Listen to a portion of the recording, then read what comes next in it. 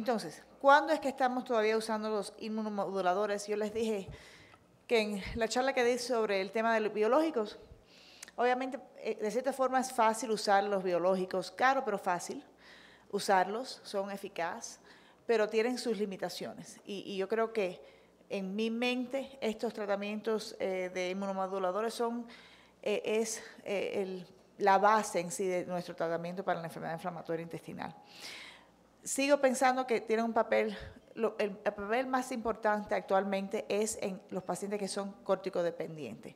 Y quiero decirle, porque me estaban presentando un caso en la pausa, que eso no solamente incluye esteroides tradicionales, sino también la budesonida, aunque tenga relativamente pocos efectos secundarios, de todas maneras, esos pacientes también son corticodependientes. En los Estados Unidos, ustedes tienen Uceris aquí también, la budesonida con preparación para el colon, no. Eso lo tenemos en los Estados Unidos hace relativamente poco tiempo, que es, vamos a decir, parecido al Lialda en el sentido que tiene la cubierta que se disuelve nada más en el colon. De budesonida viene nada más de 9 miligramos en pacientes con CUSI, pero por el momento sigue siendo sumamente cara y muchos seguros no lo están cubriendo para los pacientes. Pero bueno, van a haber ejemplos de pacientes que están usando esa medicina que no se van a poder rebajarle los esteroides, y también eso sería una oportunidad para usar inmunomoduladores. Ya les expliqué que aunque tengamos estos tratamientos biológicos que son eficaz y muy sexy y todo lo demás, y vengan con un paquete lindo y todo, de todas maneras seguimos necesitando usar tiopurinas o metotrexate para mantener el uso de estas medicinas a largo plazo por muchos motivos. Y finalmente, yo estoy ahora heredando pacientes en los cuales ya se les ha comenzado los biológicos y que los biológicos no han tenido un efecto 100%, o sea que el paciente sigue teniendo inflamación, han tenido por lo general un efecto parcial. Entonces le estoy agregando, aunque ya el paciente está usando los biológicos, agregándole tiopurinas o metotrexate y teniendo muy buen beneficio para ese paciente. ¿Ok? Así que son esas las distintas formas. ¿Cuáles son algunas de las ventajas para promover inmunomoduladores? Porque me siento responsable como persona que había pasado parte de su vida académica en Mount Sinai, trabajando con Dan Present y todos los demás, también explicar los beneficios de estas medicinas. Son muchísimo menos caros que las medicinas que usamos los biológicos. Yo les digo a mis pacientes que por lo menos el metotrexate es más barato que Starbucks, que comprarse Starbucks semanalmente. O sea, la gente que viene con Starbucks, esas tazonas grandes de café. Ustedes tienen Starbucks aquí, ¿no? ¿Verdad? Carísimo, una cosa absurda, cuando el café colombiano es mucho más rico que el Starbucks. Pero bueno, no son caros. Que una cosa importante, yo quisiera en algún momento hacer un estudio para demostrar que si uno se pone a pensar de una forma económica, está bien, yo les enseñé ya que en sí el efecto en Sonic y en Success de la azatioprina sola comparada con infliximab o con las dos juntas, que sigue siendo una cosa, o sea, menos dramática, ¿verdad? Pero bueno, en esos pacientes que han tenido buen efecto de los inmunomoduladores, por lo general no pierden ese efecto. No pierden el efecto. Sin embargo, con los biológicos pueden tener un efecto bello, precioso, dramático. Yo les digo, el fenómeno del parqueo, que no se han ido de tu oficina y ya llegando al parqueo se sienten mejor después de la primera infusión de infliximab. Pero que a largo plazo van perdiendo ese efecto por múltiples razones. Sin embargo, en los pacientes que han tenido buena respuesta a los inmunomoduladores, ese es un efecto que sigue a largo plazo. ¿Okay? Así que otro factor, yo creo que también de tomar en cuenta, que en contraste a los biológicos, como sabemos, ya hemos aprendido a la dura, que si comenzamos un biológico, lo paramos y lo queremos comenzar otra vez a los 6 meses al año, son pacientes que ya no tienen tan buen efecto como los que tuvieron al principio, ¿verdad? Sin embargo, con estos inmunomoduladores puedes pararlos, suspenderlos, dárselo otra vez al paciente y no pierden el efecto, ¿verdad? Y no pierden esa respuesta que tuvieron originalmente. Y como yo le digo a los pacientes cuando les estoy dando mi charla para convencerlos de usar estas medicinas, yo les explico que estas son medicinas viejas, se ganaron el premio Nobel por su descubrimiento, y que todos los efectos secundarios que pueden dar estas medicinas ya se saben, porque le han dado a otro humano antes que a ese paciente, porque lo tenemos tanto tiempo. Así que son todas cosas que yo creo que son ventajas de estas medicinas. Bueno, primero vamos a hablar de azatioprina y cómo se maneja, la dosificación y todas esas cosas. La azatioprina se convierte, como sabrán, no enzimáticamente para 6-mercaptopurina.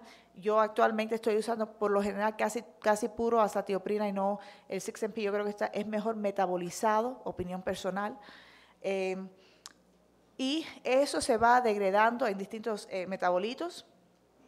Pensamos que el metabolito activo es la tioguanina de azatioprina, y esos metabolitas de azatioprina tienen un efecto, creemos, en las células T que inducen apoptosis de esas células y que bueno, tienen por lo menos parte de su efecto inmunológico basado en su efecto en las células T. En mi opinión, eso todavía no está totalmente claro, pero bueno, por demostrarle no solamente una diapositiva linda, pero también un poquito de mecanismo. Esto es un ejemplo de medicina personalizada de las más antiguas, porque investigadores en la clínica de los hermanos Mayo hace tiempo descubrieron y analizaron los genes que están involucrados en el metabolismo de la azatioprina, y como sabrán, STMPT es la enzima necesaria para degradar la azatioprina. Al no tenerla, el paciente puede tener muy altos niveles, llegar a altos niveles de azatioprina, a llegar al punto de toxicidad. Resulta ser que la gran mayoría de todo el mundo lo puede metabolizar sin problema, pero como pueden ver, hay un 0.3% de la población que no hereda enzimas como para degradar la azatioprina, que no se le puede dar esa medicina. Sin embargo, la mayoría de las personas sí. Les pongo un cuadrado para demostrarles que yo sé que a lo mejor esto no es factible para ustedes. Yo sé que esto es más bien teoría, pero quiero explicarle un poquito de la teoría porque también le ayuda para explicar otro fenómeno que tiene que ver con los ensayos clínicos que ya yo les he demostrado en las otras charlas. Como pueden ver, si uno nada más se pone a ver el genotipo del paciente, pueden ver que dentro del genotipo que predice que esos pacientes tienen alto nivel de metabolizar la azatioprina, que hay una distribución en sí del nivel de la enzima, ¿ok? Así que aunque sean estos pacientes todos homocigotes para la enzima normal, pueden ver que siguen habiendo pacientes que aunque sean normales en el genotipo, tengan un nivel intermedio de nivel de la enzima. Así que por lo general, yo no hago análisis de genotipo, no solamente porque es más caro, pero sino porque más sensible es hacer el análisis para el nivel de enzima. Así que si no, lo tienen, no. Pero si lo tuvieran, es lo que haría yo, ¿ok? Sabemos que en estos pacientes que tienen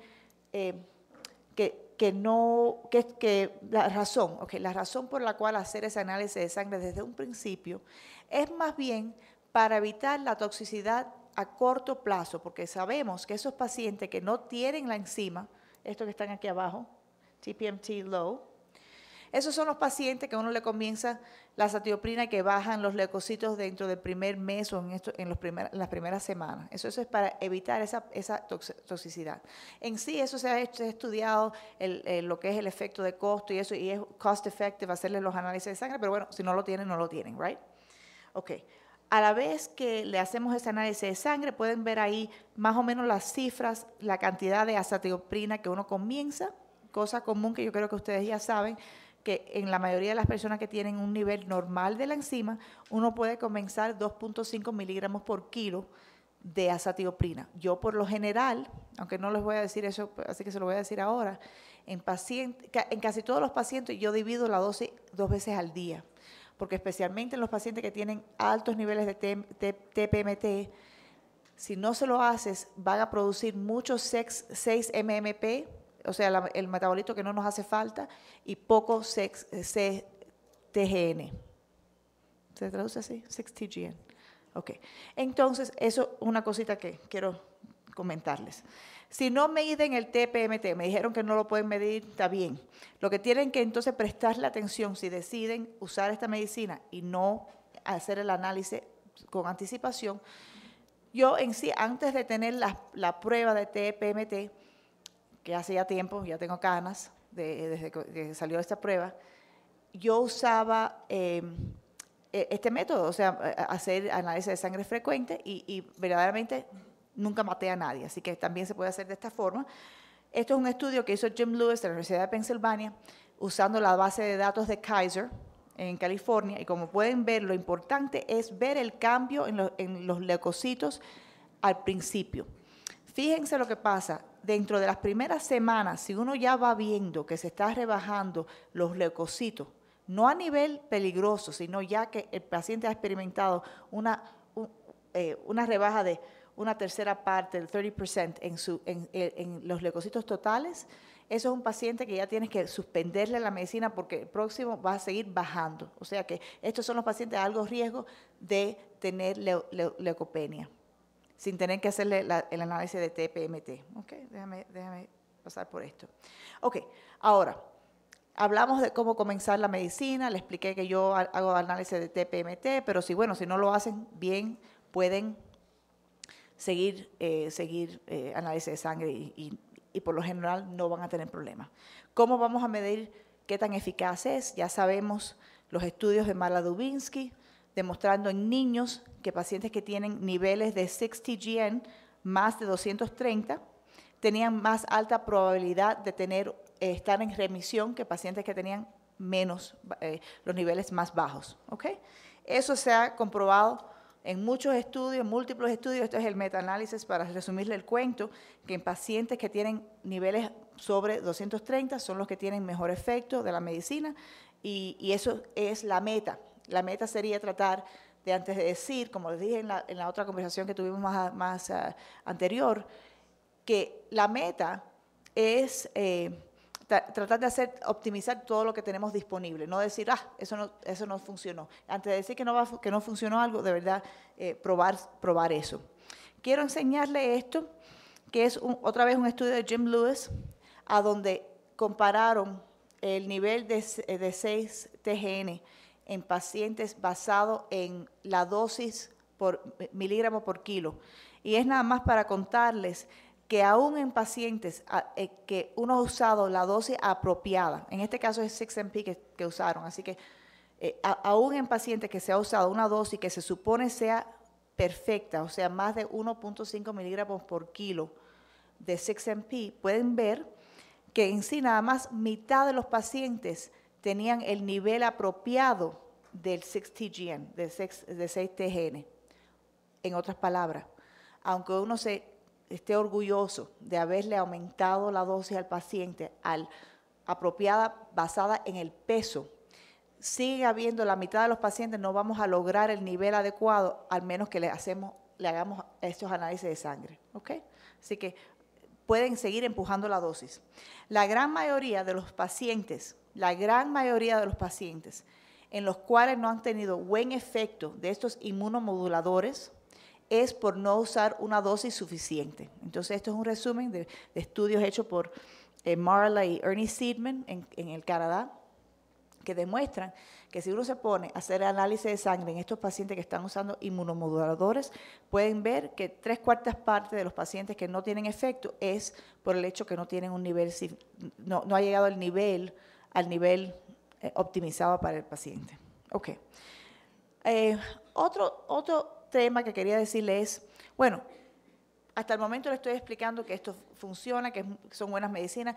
¿Por qué no lucen el efecto no luce tan dramático en los ensayos clínicos que yo les enseñé previamente? Bueno, primero, este es el estudio de SONIC, ¿verdad? Yo les dije que en SONIC se demostró claramente que la combinación de azatioprina con infliximab era superior a azatioprina solo, infliximab solo, y que azatioprina sola en sí no lucía ser tan beneficiosa, ¿right? Pero una cosa que me molesta y me molesta bastante de este estudio es que excluyeron los pacientes más probables de tener una buena respuesta, y esos son los pacientes que tienen el TPMT bajo. En ese estudio, no permitieron que participaran pacientes que tenían TPMT menos de 20, una cosa así, un nivel muy alto de TPMT. O sea que excluyeron un porcentaje importante de pacientes y como pueden ver aquí, pacientes que tienen bajo el TPMT, tienen mucho mejor respuesta a azatioprina que los que tienen niveles altos de TPMT. Y eso tiene que ver que en estos pacientes que tienen bajo el TPMT son los que producen más 6-TGN. Producen más 6-TGN y son los que tienen mejor efecto. No voy a enseñarles, esto es el estudio que hizo Dan Present, famoso en el New England Journal, que demuestra efecto. No voy a presentar eso. Entonces, si uno se pone a ver, en sí, más o menos, una tercera parte de los pacientes al cual usa uno inmunomoduladores vas a poder lograr remisión con esos inmunomoduladores. Así que todavía hay, otra vez, un papel importante para estas medicinas, right? Okay, great. Let me skip a few slides para poder llegar al almuerzo. Okay. También la otra cosa que se está debatiendo ahora, actualmente, es el asunto, han habido 2 estudios que otra vez Bill Sanborn ha usado como motivo para echarle a rayo a los inmunomoduladores y quiero explicarles mi punto de vista sobre estos estudios. Hace tiempo se hizo este estudio en niños, que le decimos el Markowitz Study, a donde niños que tenían la enfermedad de Crohn's, a los cuales se le puso corticoides, se empezaron inmediatamente a 6-MP o no. Yo le llamo eso el estudio original top-down, porque eso era, desde un comienzo le pusieron ese tratamiento a esos niños. Como pueden ver en el amarillo, los pacientes en los cuales usaron 6-MP no tuvieron que usar más esteroides. Sin embargo, los pacientes que no se le puso 6-MP, la mitad tuvieron que usar otra vez corticoides. ¿Okay? Así que un beneficio bastante importante. Fine. Entonces, después, han habido 2 estudios, nada más les voy a enseñar uno, el francés. Los españoles hicieron un estudio muy parecido y con el mismo resultado, en el cual randomizaron pacientes que estaban recién diagnosticados con la enfermedad de Crohn's y le dieron o esteroides desde un comienzo con azatioprina o esperaron, estoy mintiendo aquí, o comenzaron casi inmediatamente con la azatioprina o esperaron a que el paciente tuviera que necesitar esteroide o lo que sea y después comenzarle la azatioprina en ese momento, right? O sea, o comenzar la azatioprina right away o esperar un poco de tiempo antes de comenzarlo. Y lo que demostraron es que no tenía diferencia, no hizo diferencia si uno comienza la azatioprina de inmediato o si uno espera al que el paciente se declare necesitar esa terapia. Entonces, esto se está usando como motivo para otra vez criticar el uso de inmunomoduladores. Yo creo que eso no es la forma de verlo. Yo lo que pienso es que si uno hace las cosas bien hechas y hay un paciente en el cual le tuviste que usar esteroides, que entonces ya a la vez que el paciente está usando esteroides, se le comienza la azatioprina y no has perdido nada. O sea, no hay que comenzárselo si el paciente está asintomático. That's my take on it. Okay? I'm going to skip that. Okay. También les diría que estas medicinas también trabajan en la colitis ulcerativa. El estudio más significativo en este aspecto es un estudio italiano donde demostraron que comparado con mesalamina, el uso de azatioprina mejora la probabilidad que el paciente se le pueda suspender los esteroides. ¿Okay? Así que también se puede usar en la colitis ulcerativa. Se lo estoy recalcando porque otra vez yo sé que estamos hablando de cosas de medicinas biológicas mucho más costosas que usar estas cosas más fundamentales. Ok, fine. Una cosa que en estos meses me ha dado delirio por hacer lo que les voy a explicar ahora. Estoy como ahora nuevamente entusiasmada por hacer esto. Y es lo siguiente. A lo mejor saben que entre las enzimas que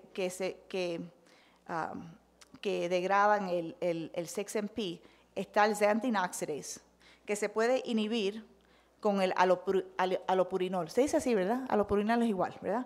Cosa súper barata, súper barata.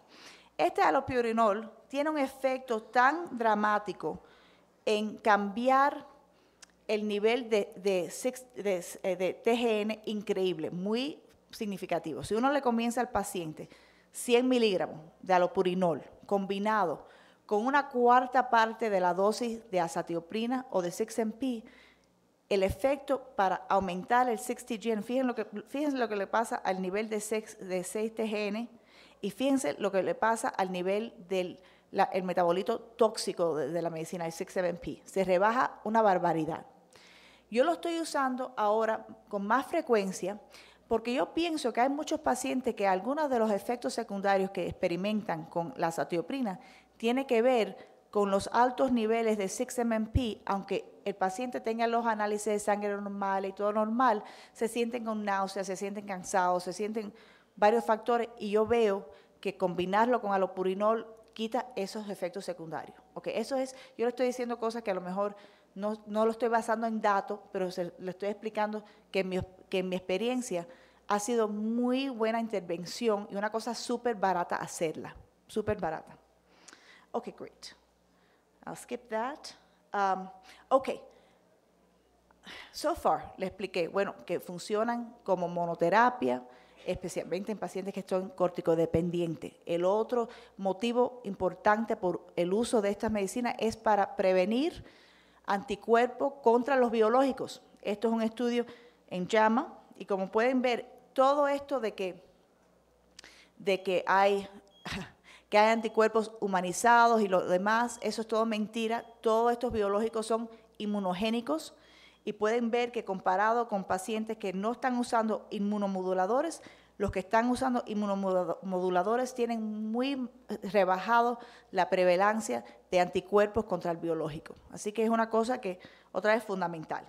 Metotrexate, otra cosa que estoy usando muy a menudo, más bien por el hecho de que vamos a hablar más adelante esta tarde, que por ejemplo en los varones menos de 30 años de edad que tienen elevado riesgo de una cierta clase de linfoma, el metotrexate no está asociado con ese mismo riesgo de linfoma, así que lo estoy usando más a menudo.